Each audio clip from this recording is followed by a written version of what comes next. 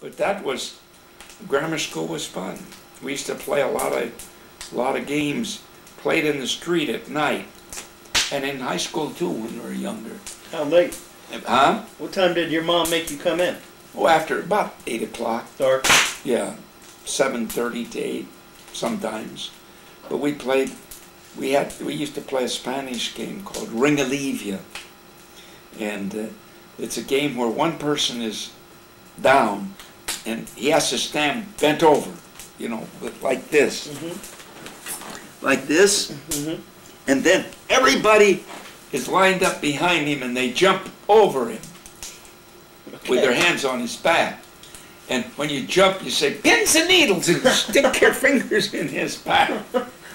Or you jump over, you say, kill the rabbit, you hit him behind the neck. What was that? And then you jumped over and you had to land on one foot, then you hop around on one foot to his butt, and you say, you pretend like, light the cannon, and then, boom, the cannon, you hit him. Now, what was his job? Just take it? No, no. When he's down, he tries to stand up before the next guy can make it over. And if he does, the guy that doesn't get over goes down, because you're going fast, you know. You're in a row. Each guy is jumping right over like this, and he can't stand up. Well, how, if everybody's jumping over you so fast, how do you get finally you stand back up there to kick him in the butt? Huh? Well, but when you do that, boom the cannon, he has to wait till you hop around and boom him. Then you start again. But when he stands up, then the next guy in line has to take his place. We used to play that. We used to play funny. Kick the can, which is the idea is the can's here, and the idea he has to catch somebody before they kick the can. And everybody is sort of on the outside hiding, and then all of a sudden somebody runs and kicks the can, see? Why doesn't he just stay there and guard the can? Well, he tries to, but he can't. Some guy's coming from this side, and somebody's coming from another area, and he doesn't know which one is going to turn around and run back, and you know. I see. It was, but when you catch the guy, then he's it. And we used to play Run, Sheep, Run.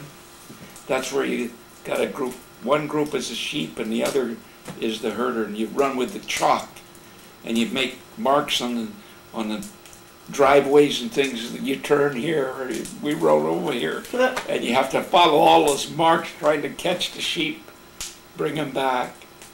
All kinds of things like that we'd play at night. They, of course, I think we talked about playing marbles. We played a lot of marbles. Did you have bicycles? I got a bicycle as a Christmas present when I was 16 years old. So we didn't start riding bicycles. Just because they were too expensive? I guess so, yeah. They were expensive, and pretty expensive, and we had, you know, just never had any. I think, yeah, I was 16 when I got the bicycle. A new one. I probably had some old one that I bought before that, or somebody gave me maybe, but the only first new one I ever had was when I was 16. We would... I was probably about that age. Well, I was probably younger when I got mine. You first see little kids Actually, now. I had that red one. Yeah, they were running around. Yeah. You had that Mustang. And then I had that chrome mongoose. Yeah, mongoose. I got that when I was about 13 or 14, yeah. I think. Yeah, I was pretty young. Yeah, but we were 16. But we used to play a lot of tops, too. Spinning tops? Where you take them, you wrap with a butcher peg, you know, it's got a sharp point, little wood like this. You wrap them and throw them. You can do all kinds of tricks with them, you know. You can throw them in the air and catch them. But we used to play butcher peg. We used to play them, and we'd put them in a circle. One guy is in a circle, and then you get to throw your top at him, and if you hit him just right, you can split his top, because, you know, you got that point, and he's it. That we'd take turns putting our top down. As in break it? Huh? As in break it in half? Yeah, it'll break them. Yeah, because we got good at tops, man. You could really throw a top. Do all kinds of tricks with tops. And we'd buy them. I don't even think you could. I'd like to buy one today and play with it. We played yo-yos. You can probably get an old cruddy plastic one somewhere. I've never seen one that you put a string on and throw. Try eBay. I wonder if eBay has any, sells them. Somebody should make them again. Well, Maybe they wouldn't someone let you does. use them because they're too dangerous, maybe. Cause Did they have like a metal point on them? Oh yeah. Yeah. See, they hollow it out right at the point of it, and they put a little, there's a piece of metal with a point with a little shield Right. with a tit on it, like, and it fits in there, so it's got a hollow, it fits in that hollow, so it all comes to a little steel point. You can sharpen them real sharp too, you know. Sharpen them on a piece of rock or I stone. bet you might get some. We'll try to find one on eBay after this, or we'll look on the internet. Because they're really fun. I really like to play tops. We played a lot of tops. We did a lot of kite flying when I was in grammar school. What kind of kite did you make it? We made our own kites, generally out of a tissue paper and strips of. What kind of tissue paper? Oh, I don't know. It wasn't the real thin stuff. It was some heavy paper. Sometimes they'd make them out of newspaper. Sometimes we'd buy them, and we'd put tails on them, of course, out of rags, you know. And we'd get a lot of string. And what we would do, we'd take the string up maybe halfway from where the kite might go up near the top of it, and we'd take glass and put it with glue. Then we'd put it on the string, and then we played kites where you fight. You try to get across the other guy's string. And cut his string. You're trying to saw his string. That's no fun. Your other guy's kite goes flying away. Yeah, his kite, you'd cut his string and he'd go fly. His kite would go flying away. Well, that's pretty funny. Yeah, we played that. We used to have a lot of grass fights. In the summertime, in the spring, on the sides of Mount Washington, and bacon pots were a lot of bacon. There was a lot of grass would grow high like this, you know.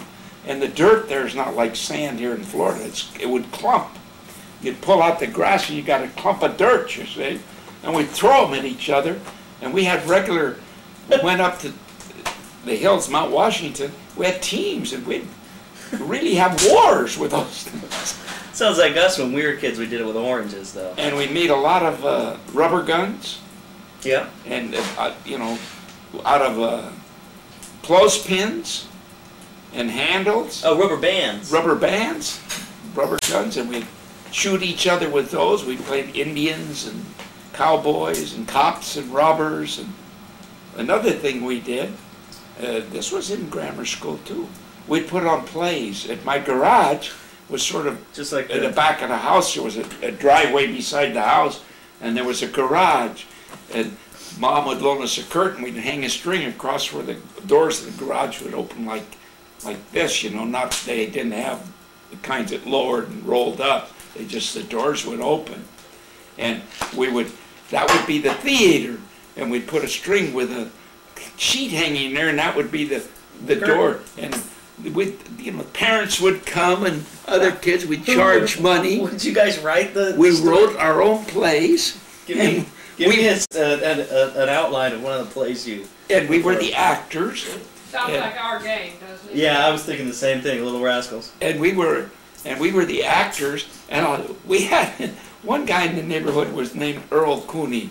There were two Coonies, Lee and Earl was a little crazy, you know. He wasn't quite all with it. And we had a play. We named it Jack Black, and it was a mystery play. Somebody got shot, you know, and Earl was the butler, and he was supposed to do something. He had something, and he was supposed to make a phone call, and he could never remember to make the phone call. And he tried to he wouldn't put something down that he had carrying to make the phone call. We had a heck of a time trying to train Earl to make a phone call. He was supposed to pick up the phone and call the cops, I think, because he was the butler. But he was pretty useless.